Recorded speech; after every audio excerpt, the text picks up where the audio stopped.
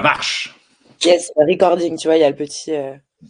Hop, alors attends, juste en galerie, comme ça saute pas à chaque fois. Voilà. Chaque fois que quelqu'un ouvre la bouche. Partage le diapo. Vous l'avez, hein? Ouais. Tout fonctionne. C'est parfait. Super. Nickel. Alors, on peut y aller. Donc, voilà, l'idée de cet atelier, c'est effectivement donc, de vous présenter tout ce qu'on peut faire avec la propriété intellectuelle, que ce n'est pas juste une protection juridique, mais que c'est un vrai outil stratégique. Et donc, voilà, pour me présenter rapidement.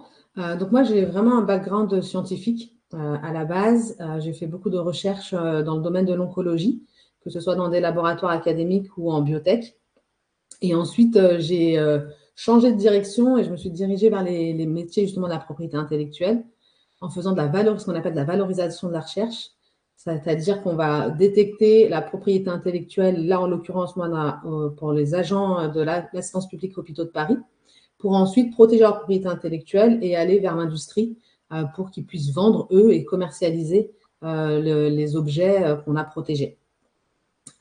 Et donc, pendant cette période de presque 7 ans, j'ai réalisé un Master 2 en stratégie, propriété intellectuelle et innovation qui a fini de faire la petite dernière impulsion là, qui était nécessaire pour que je me lance à mon compte. Et voilà, et aujourd'hui, je suis consultante et j'accompagne les startups et les entreprises dans le domaine de la santé à établir une stratégie propriété intellectuelle et une stratégie innovation qui sont en ligne avec leur stratégie d'entreprise. Et donc aujourd'hui, je vais vous parler de manière assez générale, finalement, de la propriété intellectuelle et donc ce que c'est. Et par contre, vous pouvez me couper à n'importe quel moment pour me poser des questions, hein, ça me va très bien. Donc la propriété intellectuelle, avant tout, c'est un droit donc, qui est régi par un code, par le code de la propriété intellectuelle, comme il existe le code du droit pénal, comme il existe le code de la route. Il existe le code du droit de la propriété intellectuelle. Et en fait, il nous permet de protéger toutes nos créations, toutes nos œuvres de l'esprit, quelle que soit leur forme, que ce soit une chanson, que ce soit un logo, que ce soit un slogan, que ce soit vraiment une invention technologique. On peut protéger toute notre propriété intellectuelle via ce droit-là. Et donc, ce droit est subdivisé en 2 grandes catégories. La propriété industrielle, avec donc les brevets, les marques et les dessins et modèles. On va les détailler un petit peu plus après. Et la propriété littéraire et artistique, dans laquelle il y a essentiellement les droits d'auteur. Donc, tous les chanteurs, pas les chanteurs, les compositeurs, les écrivains, voilà, ont leur propriété intellectuelle dans cette partie-là, propriété littéraire et artistique. Et en fait, il faut voir vraiment la propriété intellectuelle comme une sécurité ensuite pour vous, pour votre produit, pour votre création. Parce qu'une fois que vous avez ce droit, vous pouvez effectivement en jouir face à la concurrence. Et c'est un élément de défense si jamais quelqu'un venait à utiliser votre propriété sans votre accord. Et il faut le voir aussi comme vraiment un levier de croissance. Parce qu'une fois qu'on a protégé sa propriété intellectuelle, personne n'a le droit de jouir de cette propriété sans votre autorisation. Et donc, vous avez cette possibilité, votre entreprise a cette possibilité de croître quasiment sans limite. On le verra après. Donc, pourquoi est-ce qu'on en parle aujourd'hui? Innover, en fait, sans propriété intellectuelle, c'est vraiment... J'aime bien prendre une métaphore avec l'immobilier. C'est comme si vous construisiez une maison sur du sable plutôt que sur une dalle de béton bien solide. Autant vous dire que une maison sur du sable, à un moment donné, elle va s'écrouler. Et bien là, innover sans propriété intellectuelle, c'est un petit peu pareil. Ne pas avoir la base vraiment solide, ça va faire que votre innovation va être éphémère et ne va pas durer dans le temps. Et finalement aussi, que ce soit vos clients, vos partenaires, ou même des investisseurs, si vous avez besoin de lever des fonds, ils ont besoin de garanties. Ils ont besoin, pour les investisseurs, par exemple, ils ont besoin d'une garantie de retour sur investissement. Les clients, ils ont besoin d'une garantie de savoir que vous maîtrisez en fait votre innovation, vous maîtrisez votre produit et que c'est une relation de confiance finalement, hein, que d'avoir cette propriété intellectuelle et de montrer que vous êtes au fait de votre produit et de ce que vous avez créé. Et finalement, aujourd'hui, on ne vendrait pas une maison sans titre de propriété. Donc, c'est pareil pour une innovation ou pour un produit. Voilà, on ne vend pas un produit sans une propriété intellectuelle. Donc, pour vous donner des exemples vraiment concrets autour de nous, de la propriété intellectuelle et de son utilité, là, vous voyez les dosettes, on sait tout de suite de quoi on parle, les dosettes Nespresso. Il faut savoir que Nestlé a déposé plus de 1700 brevets autour des dosettes et de ces machines pour pouvoir avoir cet avantage compétitif sur le marché et être ce qu'il est aujourd'hui. Ils ont aussi utilisé ce qu'on appelle le dessin et modèle. Donc, le DEM, c'est dessin et modèle. Et donc là, c'est pour protéger l'esthétisme, la forme de leur machine, la forme de leur dosette et bien évidemment la marque. Hein, aujourd'hui, la marque Nespresso, elle est connue de par le monde. On a bien évidemment le fameux Coca-Cola. Et donc là, Coca-Cola, contrairement à ce qu'on peut penser, certes, c'est une boisson, mais en fait, ils ont déposé tout un tas de brevets. Il y a des centaines de brevets qui sont déposés par Coca-Cola. Ils ont protégé également le design de leur bouteille. Elle est reconnaissable parmi tout plein de bouteilles, tellement on la voit. Ils ont protégé leurs recettes. Alors là, ce n'est pas une protection comme on peut l'entendre avec un brevet ou un dessin, un modèle ou c'est un titre, mais le secret commercial est aussi une façon de protéger sa propriété intellectuelle quand on veut garder un avantage compétitif sans durée limitée. En fait, on garde le secret et donc ils ont gardé secret leurs recettes. Et c'est ce qui a fait que voilà, ils se sont aussi bien développés sur la base de leurs recettes. On n'arrive pas à imiter le Coca-Cola aujourd'hui. Et bien évidemment, la marque. Et je tenais à vous mettre un exemple sur le numérique, parce que dans le domaine du numérique, on a souvent tendance à se dire que la propriété intellectuelle, ce n'est pas nécessaire. Mais là, je vous ai mis le cas de Spotify. Là, juste déjà en voyant le logo, je pense que vous avez su de quoi je parlais sans même avoir mis le nom. Et donc, Spotify dépose aussi beaucoup de brevets, notamment sur leurs algos. Donc, les algos sont à la fois protégés par le droit d'auteur, donc la deuxième partie de la propriété intellectuelle, parce qu'en fait, on code. Donc, en fait, on code, quand on code, on écrit, et donc c'est du droit d'auteur, comme si on écrivait une chanson. Mais certains algos, certains logiciels peuvent aussi être protégés par la voie du brevet. Et donc, Spotify a déposé énormément de brevets. Il négocie notamment avec les maisons de disques pour avoir les droits d'auteur des chanteurs et pour pouvoir faire du streaming légal. C'est bien évidemment une marque et un logo comme on a pu le voir là.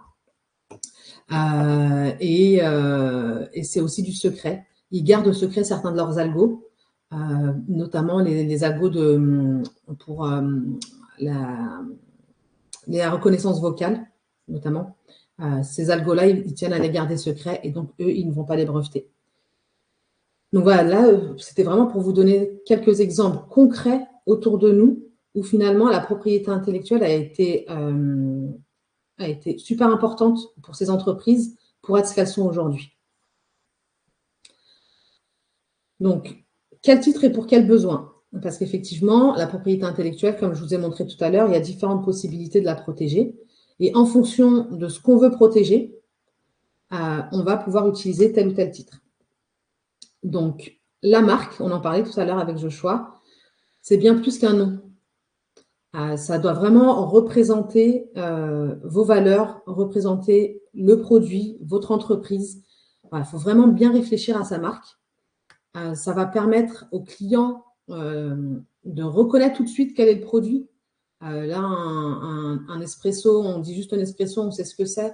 On dit un AirPod, pardon, on sait exactement ce que c'est.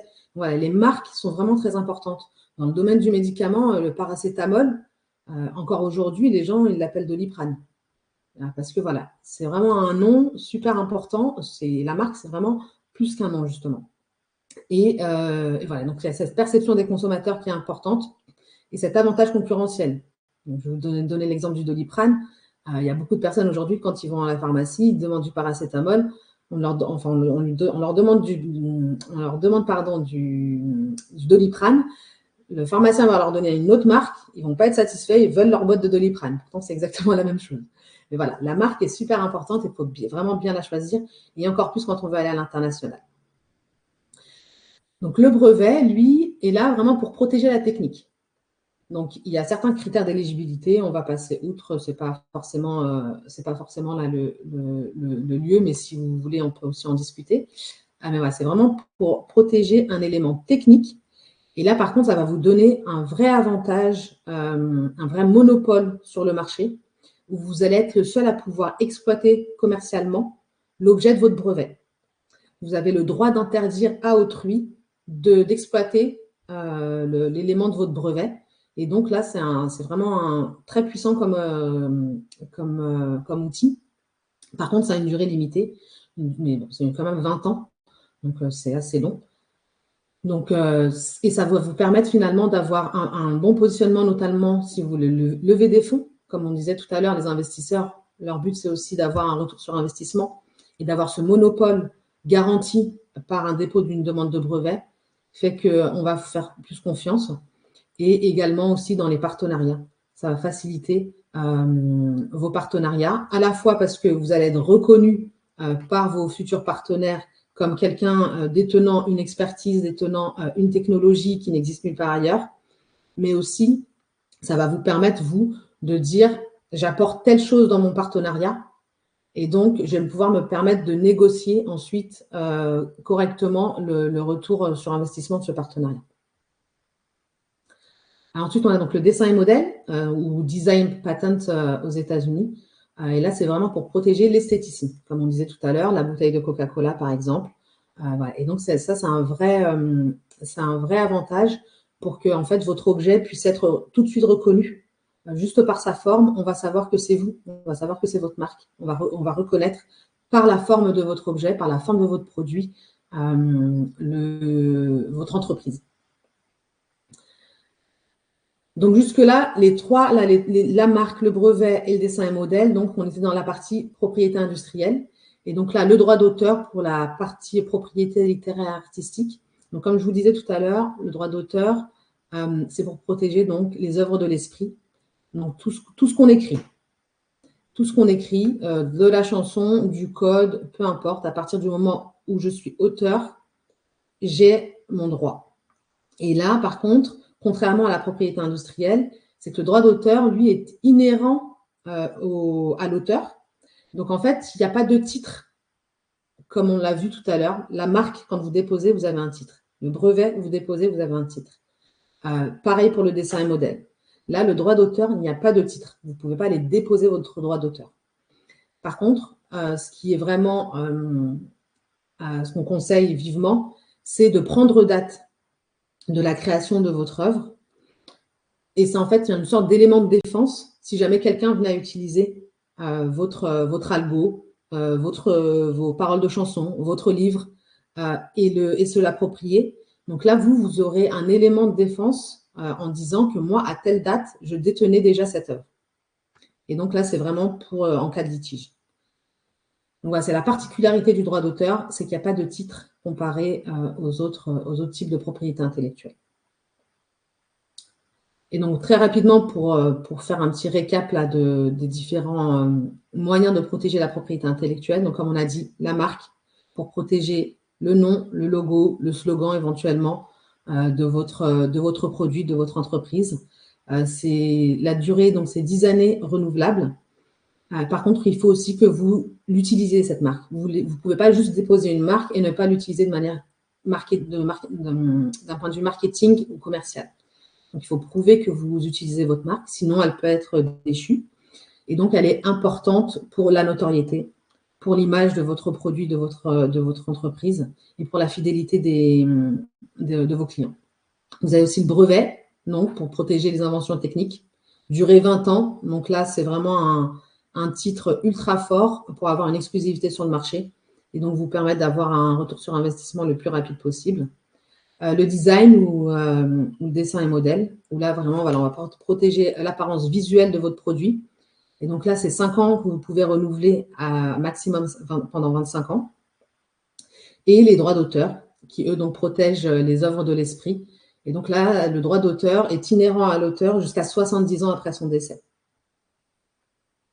Donc voilà pour les titres en soi. Et donc, comme je vous le disais tout à l'heure en introduction, c'est que la propriété intellectuelle, justement, c'est pas qu'un droit. C'est vraiment un outil multifonction, c'est un couteau suisse qui est vraiment au service de votre entreprise et de votre stratégie d'entreprise. Et donc, la propriété intellectuelle n'est pas là juste pour empêcher la copie, mais elle va vraiment vous permettre de vous démarquer si effectivement vous êtes dans un marché où il existe déjà beaucoup de concurrence, d'innover, d'apporter quelque chose qui n'existe pas chez les autres, voilà, et donc de protéger ensuite, et ça va vous permettre de vous démarquer vis-à-vis des autres, des concurrents. Ça va vous permettre éventuellement de vous positionner dans un marché existant ou même de créer un nouveau marché. Le smartphone, avant, quand on avait nos téléphones à touche, là, le smartphone, ce n'était pas un besoin. Ce n'est pas du tout un besoin et Apple a réussi à créer le besoin, en fait. Et aujourd'hui, on a tous des smartphones, on n'a plus du tout nos téléphones à touche. Sauf pour certaines personnes qui ne sont pas très… travaillent pas très légalement. Mais bref. Et donc, la propriété intellectuelle, c'est aussi monétisable. Vos titres, vous pouvez en faire de l'argent. Ce n'est pas que des coûts. Vous pouvez en faire de l'argent si jamais, effectivement, un titre n'est plus en ligne avec votre stratégie d'entreprise. Vous pouvez le vendre.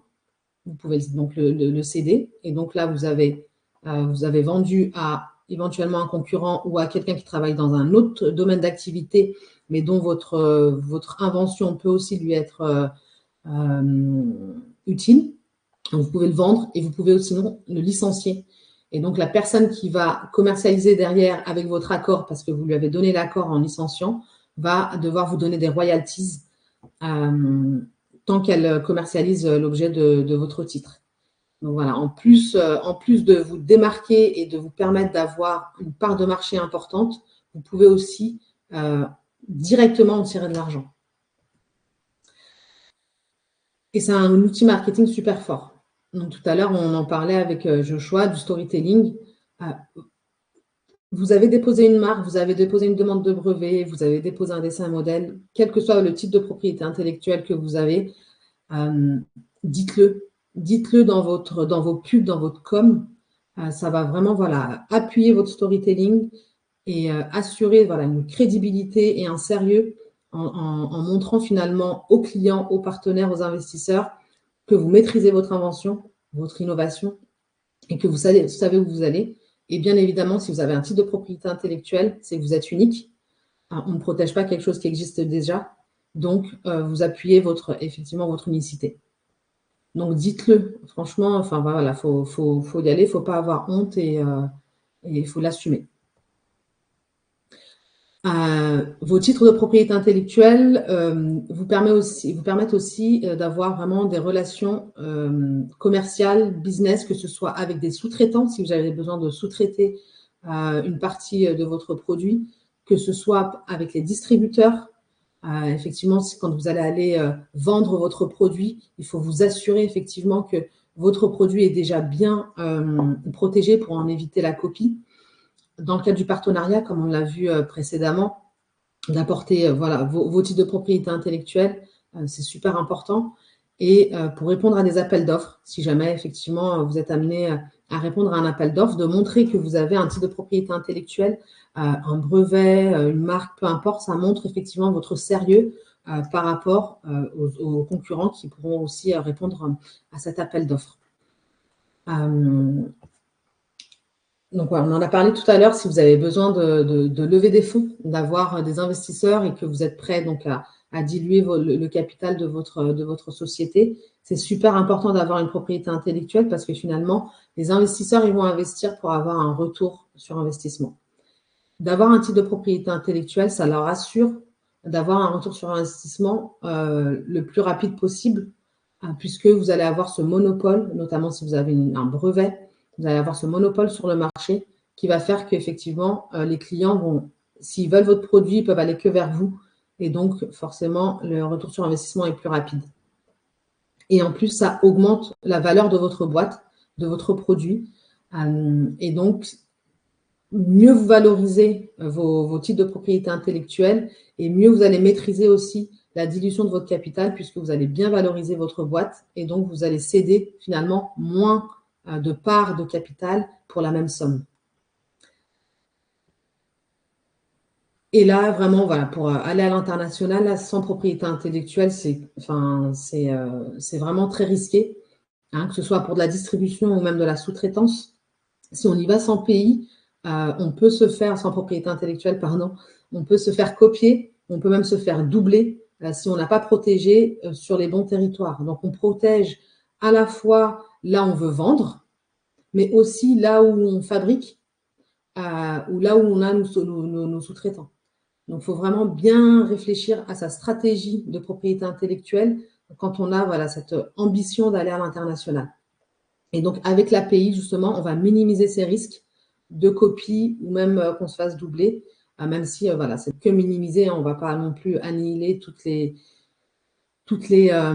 contrefaçons, mais en tout cas, vous pouvez ensuite aller vers le contrefaisant en lui disant que vous êtes propriétaire de ce titre. Et voilà, et donc il retire ces contrefaçons. Donc vraiment, à l'international, c'est quasiment, enfin, c'est très risqué d'aller à l'international sans protéger son produit en amont. Donc maintenant, voilà, les questions à se poser pour savoir effectivement si vous avez tout ce qu'il faut pour faire décoller vos ventes. Donc, est-ce que votre marque est déposée, que ce soit la marque de votre produit ou même la marque de votre entreprise? Est-ce que les aspects techniques, s'il y en a, sont protégés? Est-ce que vous avez un design particulier de votre objet? Si oui, est-ce que vous l'avez protégé? Est-ce que vous parlez dans votre com, dans vos pubs? Est-ce que vous mettez en valeur vos titres de propriété intellectuelle? Et est-ce que vous avez une stratégie propriété intellectuelle qui est en ligne avec votre stratégie business? Sinon, juste déposer des titres pour déposer des titres, ça n'a aucun intérêt. C'est que des coûts, ça coûte cher. Donc, autant que votre propriété intellectuelle vous serve. À partir du moment où elle ne vous sert plus, vendez-la ou licenciez-la pour en tirer des sous et que ce ne soit pas que des coûts. Donc, si vous devez retenir quelques points de cette présentation, c'est que donc la propriété intellectuelle est un outil vraiment pour votre business. Ce n'est pas juste un droit, comme on l'a vu tout à l'heure, hein. C'est vraiment un outil multifonction et en fonction de votre stratégie d'entreprise, vous allez l'utiliser de différentes manières. Plus tôt vous allez la protéger et plus tôt vous allez accéder à votre retour sur investissement, donc mieux c'est. Pas de stratégie d'entreprise sans stratégie pays, d'autant plus si on veut aller à l'international. Là, il faut vraiment bien penser à couvrir tous les pays dans lesquels on est, que ce soit d'un point de vue commercial ou d'un point de vue fabrication, production. Et donc, les actifs de propriété intellectuelle sont certes immatériels, mais ils sont bien tangibles. Ils vous permettent d'avoir une part de marché qui est conséquente et ils vous permettent même de générer des revenus si vous êtes capable de les céder ou de les licencier dans d'autres domaines d'activité.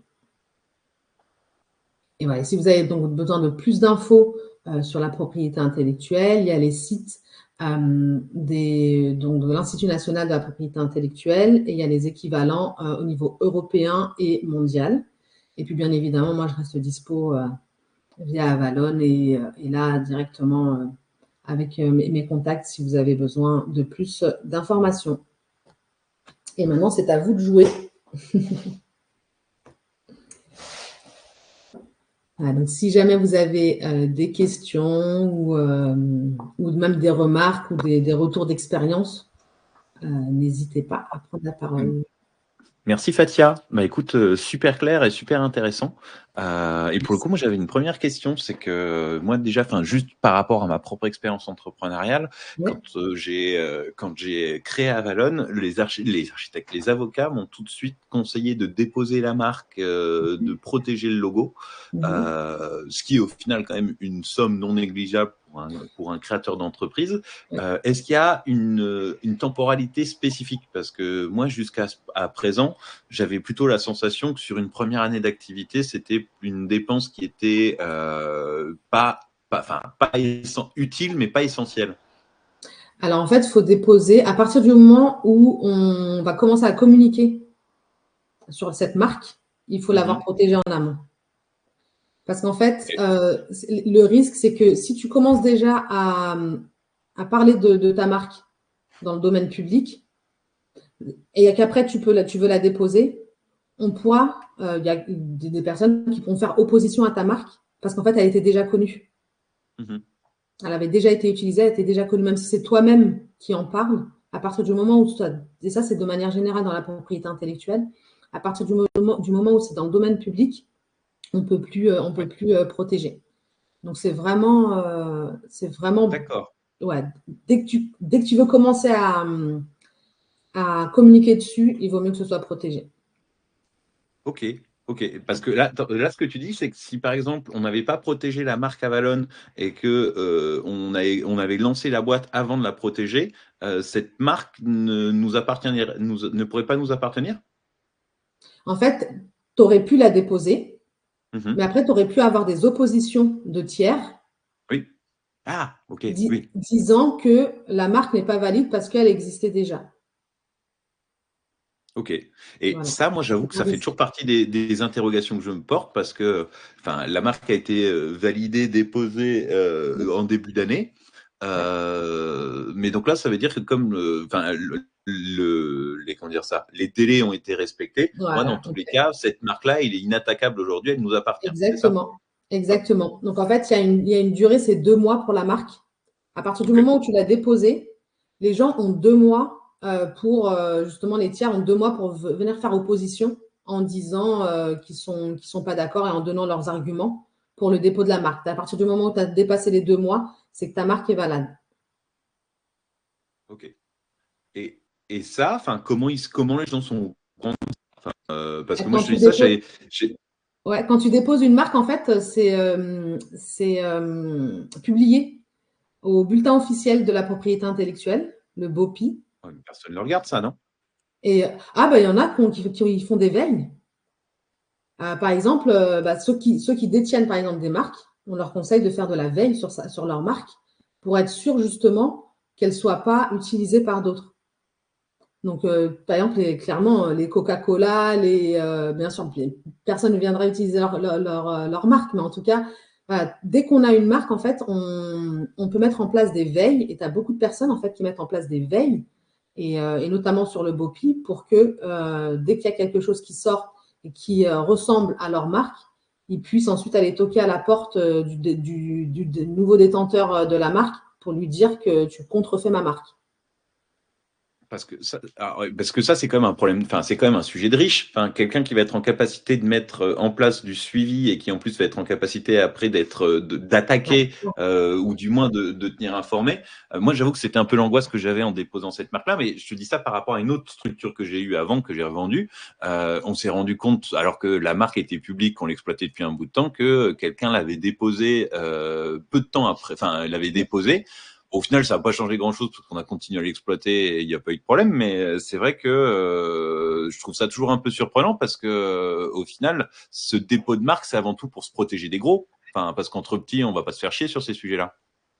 Alors après, pour la marque, en fait, tu peux avoir 2 marques du même nom qui vivent Oui, ensemble tant qu'elles qui ne sont sont pas pas sur sur le la même même truc. activité. Ouais. Ouais. Par exemple, tu vois, tu as la marque Montblanc, c'est à la fois des stylos et un yaourt, tu vois, enfin, et une crème dessert. Ouais. Donc en fait, tant que c'est pas les.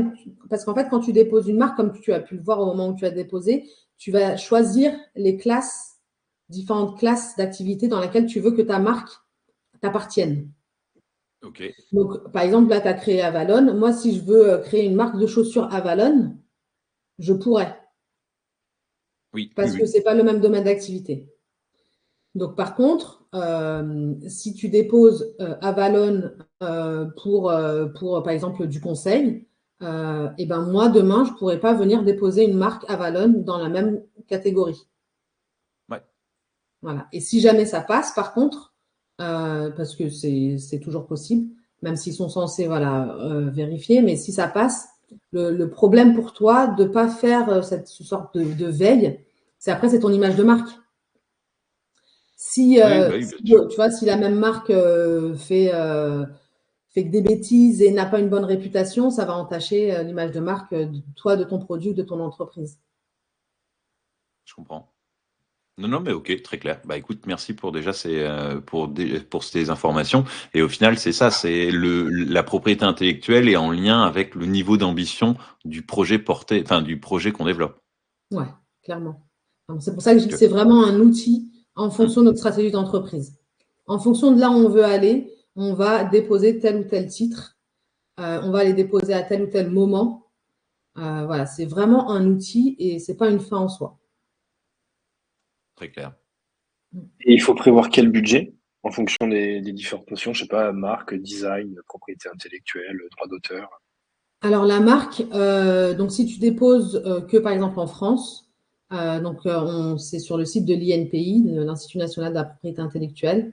Et donc la marque, c'est 80 € au dépôt et tu as le droit à 3 classes d'activités, si je dis pas de bêtises. Et à partir du moment où tu veux augmenter le nombre de classes dans lesquelles tu veux que ta marque soit active, il faut que tu rajoutes 45 € si mes souvenirs sont bons.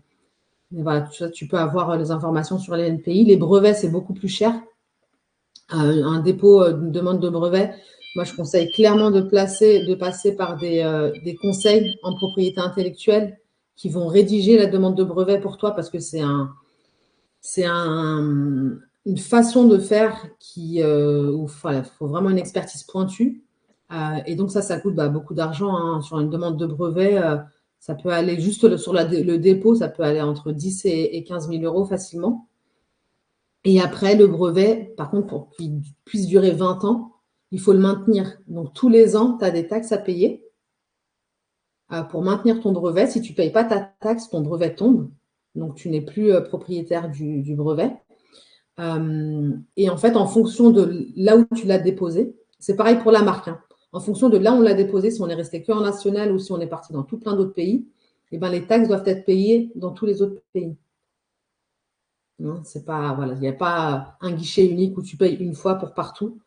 Tu dois payer dans tous les instituts nationaux des pays dans lesquels tu es. Donc, le brevet, c'est ce qui coûte clairement le plus cher. Après, le droit d'auteur, ça ne coûte rien parce que c'est une prise de date, enfin, ça ne coûte rien. Tu peux te faire, par exemple, un recommandé pour toi-même. Et dans ce cas-là, tu ne l'ouvres pas. Une fois que tu le reçois, tu ne l'ouvres pas. Et c'est ta preuve avec le cachet de la poste qui fait foi.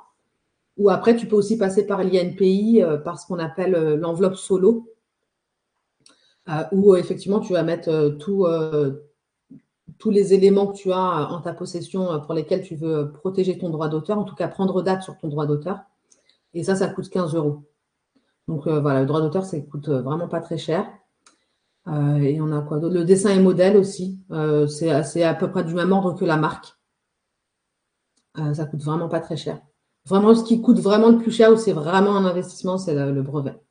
Mais parce que derrière, il te donne un droit qui est quand même super important d'avoir ce monopole pendant 20 ans, ça se paye.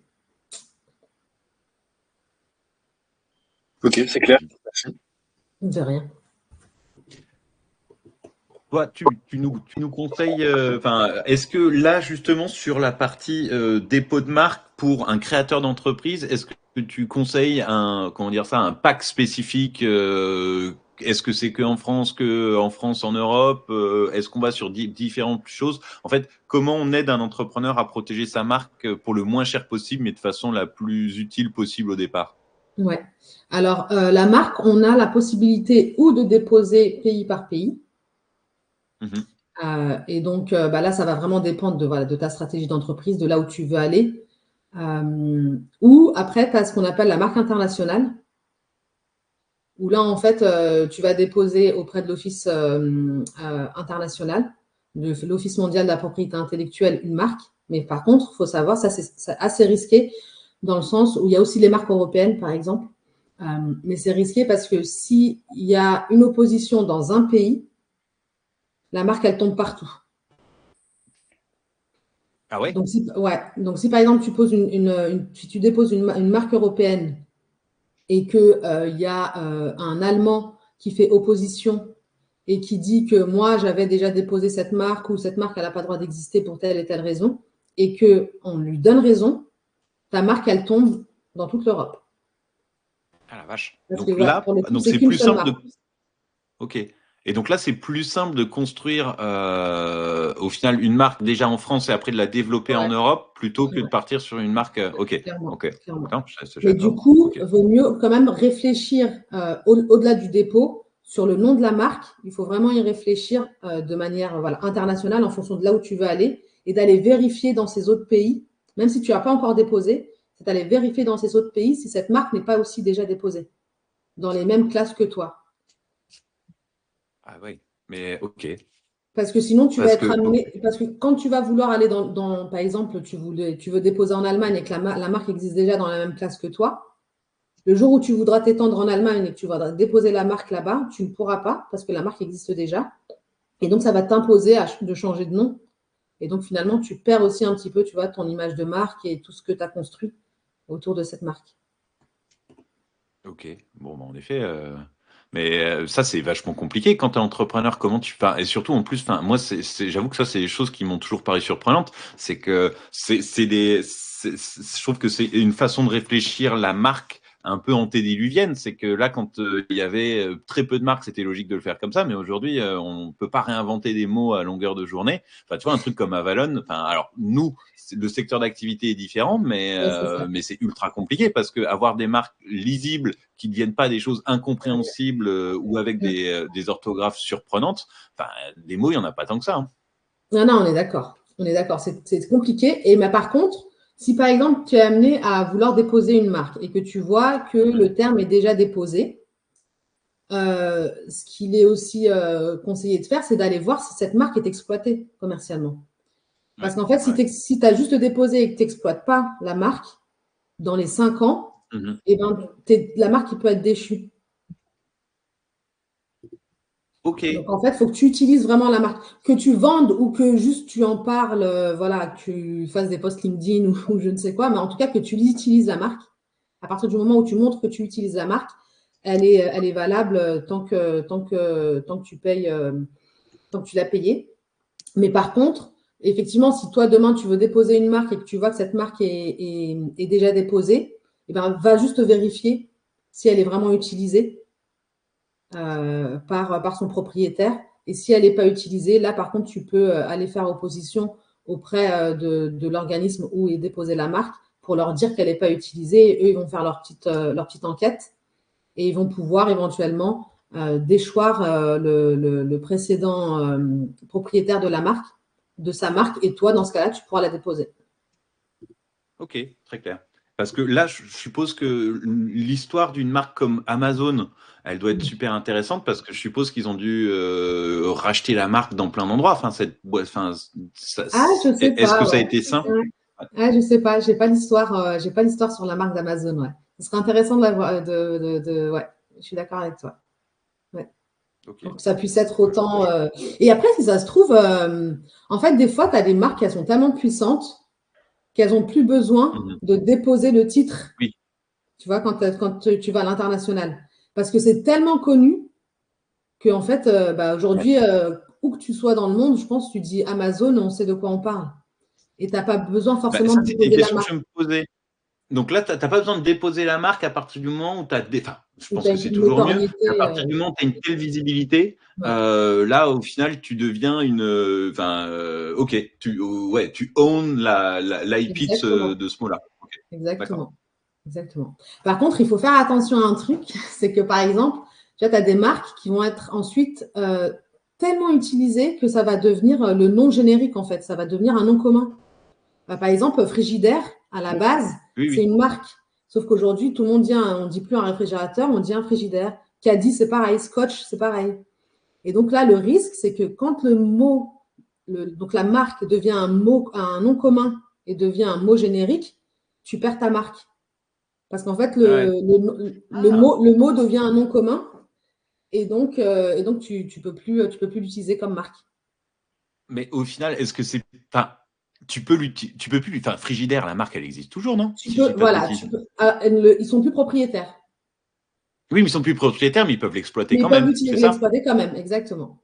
C'est exactement Et ça. au final, est-ce que toutes les grosses boîtes, leur objectif, il n'est pas là-dedans? Enfin, demain, enfin, comme on parle de googliser quelque chose, c'est devenu Et là, un exactement. terme un peu commun. Exactement. C'est au final, c'est ça qui est rigolo, c'est qu'on la protège au début, mais plus la boîte va grandir et moins elle aura besoin de se protéger enfin, par rapport à Exactement. sa propre IP alors. Ok, Ouais. super clair. Tout Bah, à tu vois, fait. ça faisait partie des questions que je me posais depuis longtemps là-dessus. Ok, bah, super clair. Donc, au final, Bah, la ravi seule de lui façon de avoir protéger répondu. sa marque, c'est de devenir grand. Enfin, c'est de devenir une énorme boîte. Exactement. Exactement. Bah voilà, c'est un objectif de croissance pour tout le monde.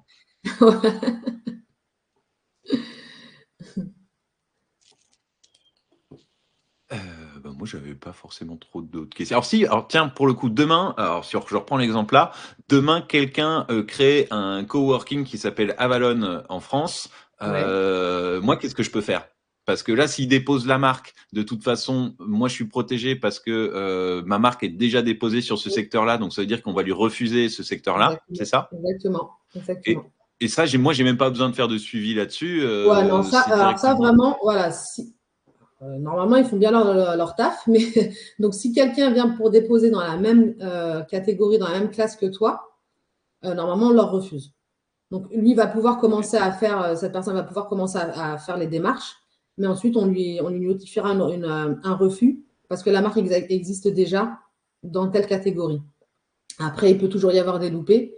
Et donc, ça mange pas de pain d'aller sur l'INPI, en fait, il y a la base, il y a une base marque, comme il y a une base dessin et modèle, où tu peux taper le nom, tu vois, de la marque et regarder ce qui sort. Donc voilà, je pense que ça mange pas de pain de regarder voilà régulièrement, voilà, pas forcément fréquemment, hein, tu vois, une fois par an, voilà, pour s'assurer effectivement qu'il n'y a pas eu de loupé dans les marques et qu'on n'a pas octroyé la même marque que toi dans les mêmes classes. Mais normalement, quand même, ils font quand même bien leur taf. Raison. Et qu'est-ce que je voulais dire là-dessus?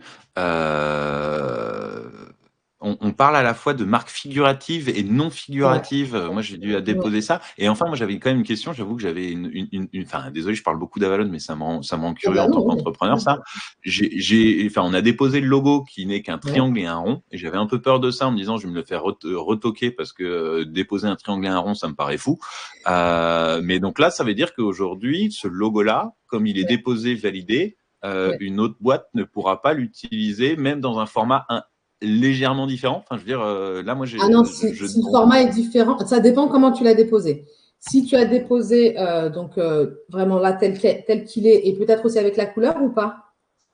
sans la couleur.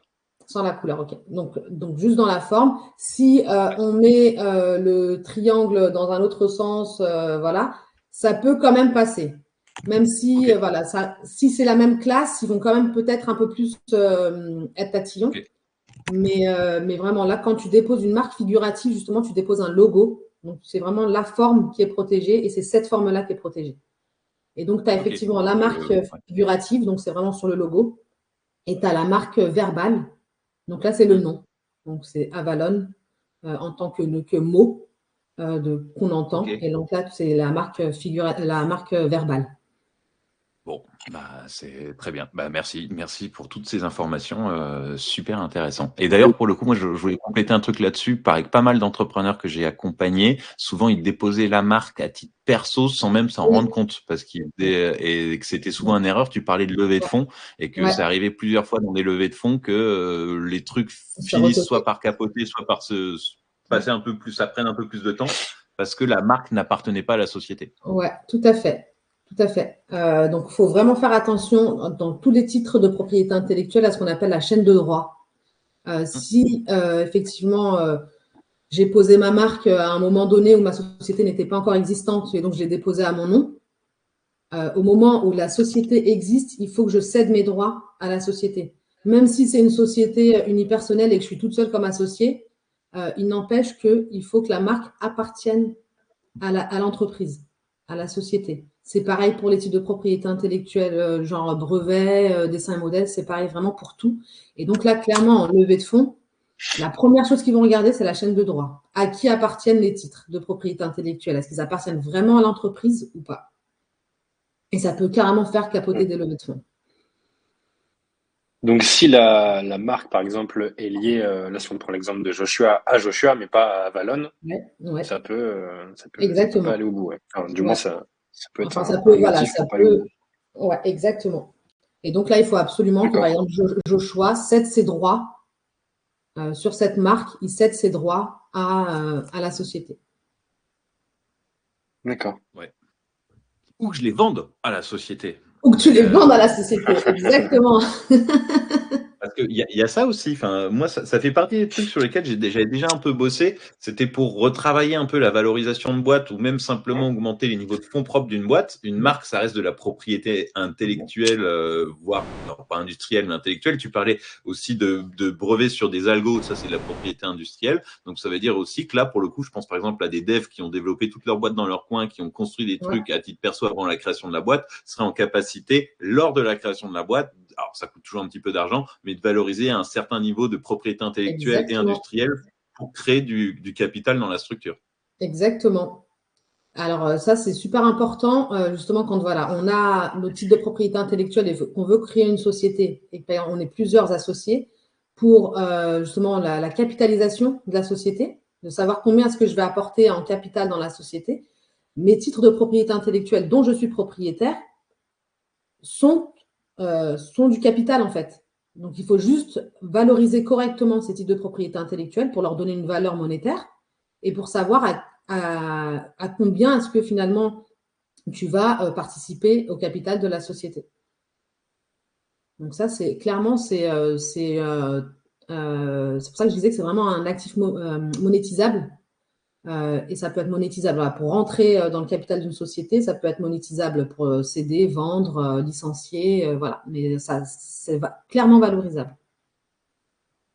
Ok, super. Bah écoute, moi je trouve ça très très clair et c'est vrai que quand tu te lances dans l'entrepreneuriat, c'est pas le premier sujet auquel tu penses. Clairement. Donc Ouais. nous, bah pour le coup, Fatih, on peut en reparler, mais nous on a toute une offre dédiée à la création d'entreprise où on immatricule la boîte, on t'accompagne pendant un an et dedans aussi on propose de déposer la marque.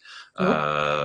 Et je pense que ça pourrait être intéressant justement avant un dépôt de marque d'une façon ou d'une autre les orienter vers cette vidéo-là ou simplement vers toi, histoire qu'ils Avec soient au plaisir. courant des sujets. Ouais, avec Trop bien, plaisir, clairement. trop bien. Toi, Clément, tu as déposé ta marque? Non, pas encore. Non, pas encore. Et là, j'y pense avec ce que je veux faire. Et je pense qu'effectivement, c'est important de l'avoir en tête, puisque c'est quelque chose qui doit être budgétisé, comme tu le disais, où effectivement, Ouais.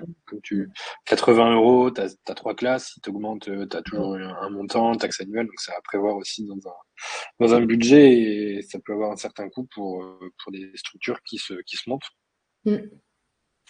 Donc, C'est ouais, vrai ouais, qu'avant, tu avais... complètement. Moi, j'ai une Pardon. dernière question, c'était plus Oui, sur les propriétés intellectuelles de droits d'auteur. ouais.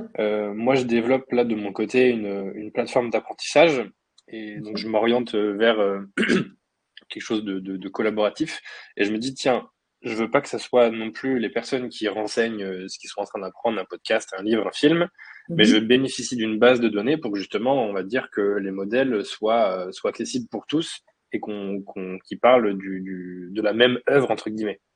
Donc, je me suis renseigné pour connecter avec des API. Est-ce que ça, moi, comme c'est disponible, je peux très bien l'utiliser et le mettre en base de données externe pour que les utilisateurs y piochent dedans, par titre, par image? Donc là, tu veux utiliser des bases de données qui existent déjà à l'extérieur, c'est ça? Et de le Ouais, connecter ouais, avec ta plateforme. exactement, pour que, je sais pas, l'image d'un podcast remonte directement et que les gens ils puissent échanger. Tiens, moi, j'ai appris telle chose, je vous propose d'aller vers ce podcast parce que ils disent à peu près les mêmes choses avec une vision différente. Enfin, c'est un exemple, mais OK. savoir Et, comment ça c'est possible et le de mettre podcast, en par contre, place. il restera par exemple sur Spotify. Tu Oui, n'envisages ou pas Deezer, de ouais. l'intégrer dans Oui, ta oui, plateforme. Ouais. oui. Non, bah ça, il y a pas de sujet. Tu peux. À Ok. partir du moment où en fait, tu renvoies juste à l'information de là où est déjà stocké finalement Hum. le podcast ou le livre ou voilà. Ouais, Il y a pas de sujet. C'est si tu voulais importer par contre sur ta plateforme les éléments, là, tu aurais dû demander l'autorisation aux auteurs. Mais par la suite, effectivement, ça sera ça. C'est les utilisateurs bénéficieront, on va dire, d'une bibliothèque virtuelle, classée par thème, classée par flux d'apprentissage. Et Ouais. effectivement, il y aura comme un post LinkedIn, un post Instagram où tu pourras aller voir sur le profil des gens et se dire, bah, tiens, tu vois accès, tu vois un commentaire, tu vois un peu un descriptif. Donc ça, par contre, ça nécessite peut-être de payer quelque chose. J'en ai aucune idée sur les propriétés intellectuelles. Si moi, j'utilise, par exemple, l'image d'un podcast qui vient, qui va être mis sur un profil utilisateur. Ouais. Je suis même pas sûre parce qu'en fait, ce qui est important, c'est le contenu. En fait, le droit d'auteur va être, par exemple, sur un podcast, ça va être vraiment ce que dit la personne. Son script. Oui. Donc, son droit d'auteur est sur son script. Et tant que toi, tu n'importes pas le podcast en soi dans ta plateforme, dans tes serveurs, tu n'as pas besoin de demander l'autorisation. Donc, c'est juste un renvoi via un lien de là où est déjà stocké légalement le podcast, le livre en e-Kindle ou peu importe. Il n'y a pas de sujet. Tu n'as pas à demander l'autorisation. Parce que tu renvoies juste vers le lien là où la base où la donnée est déjà. Je sais pas si donc si j'utilise juste, on va dire l'image de présentation, ça va pas plus loin. Non, ça va pas plus loin. Ok, ça c'est une question que j'avais en tête et qui me trottait, mais ok, c'est clair. Par contre, maintenant il faut que je trouve la bonne base de données pour pas que ça soit. C'est ça. Tu trouves la bonne base de données et après que tu crées le bon API pour te connecter à la base de données. Ok, c'est clair. Top. Et toi, par contre, pense à prendre date sur tous les. Je sais pas si tu codes toi-même, mais en tout cas, pense à prendre date sur tout s'il y a du code au niveau de ta plateforme, l'outil que tu es en train de créer. Pense effectivement à prendre date sur la création, même si tu as plusieurs versions. Hein. Ouais, Sur la mesure des versions, prends date pour être sûr d'avoir un élément de ça défaut. fonctionne même pour du no-code? Ah non, pour le coup, si c'est du no-code, non, tu n'as pas besoin. Ok. Pour le coup, tu n'as pas de code, ouais. Mais après, ça peut être intéressant de réfléchir justement sur, tiens, comment on définit la stratégie de l'entreprise pour derrière déposer une forme de protection, on va dire, intellectuelle sur l'algorithme qui sera peut-être développé après avec des vrais devs, tout ça. Exactement. Si au départ, voilà, tu fais ta plateforme sur du no-code parce que c'est plus simple pour lancer ton premier prototype, pour lancer ta version bêta, voilà, mais qu'après, in fine, tu te dis que non, faut quand même mieux passer par du code pour mieux gérer les choses, voilà. À partir du moment où tu codes, effectivement, là, c'est important de prendre date sur les codes que tu créeras, sur l'algo que tu créeras. Et dès que tu passes à une autre version, pareil, il faudra déposer protéger la version nouvelle, voilà. Et après, sur l'aspect technologique, je sais pas, par exemple, si on prend l'exemple de Google, est-ce que eux, ils ont au début déposé des brevets ou déposé une forme de protection intellectuelle? Ils ont énormément de brevets, Google. Donc après, dans les algos, le logiciel, le code de manière générale, c'est particulier parce qu'en théorie, c'est exclu de la brevetabilité. En théorie, c'est que du droit d'auteur parce que tu rédiges. Mais en fait, si le code permet de répondre à un problème technique où on n'avait pas de solution avant, eh ben, tu peux quand même déposer un brevet. Et tu vas déposer un brevet, pas sur le code en soi, mais sur l'utilisation que tu vas en faire. Ok. Oui, donc tu peux renverser un peu la situation. Exactement. Tel logiciel pour, je sais pas, par exemple pour Google, pour la recherche d'informations sur Internet. Tu vois. Donc là, tu protèges l'utilisation que tu fais de ton code, mais pas le code en soi. Donc là, il faut pooler les différents types de propriétés intellectuelles. Tu prends date sur ton algo, sur le code en soi, et tu protèges par voie de brevet, si c'est possible, l'utilisation que tu fais de ton algo. S'il n'y avait pas une solution existante déjà qui répondait aux problèmes techniques. Ok. C'est clair, merci. Voilà, je t'en prie, Clément. Super clair. Bon, bah écoutez, génial. Hein, merci d'avoir pris le temps et de nous a raconté tout ça. C'est super super intéressant, Fatia. Merci d'avoir pris le temps de m'écouter. Non, ça, clairement, là, c'est l'entrepreneur qui est venu écouter parce que ça fait partie des sujets sur lesquels je me vois encore dire à mes avocats, arrêtez de me faire chier avec ça, c'est pas le sujet le plus important. Et aujourd'hui, je me rends compte que j'ai eu raison de les écouter. Ouais, exactement. Ils ont bien fait de t'embêter. Je leur redirai. Je pense qu'on va garder je vais garder ce petit truc je vais leur envoyer la vidéo. Mais non, mais top.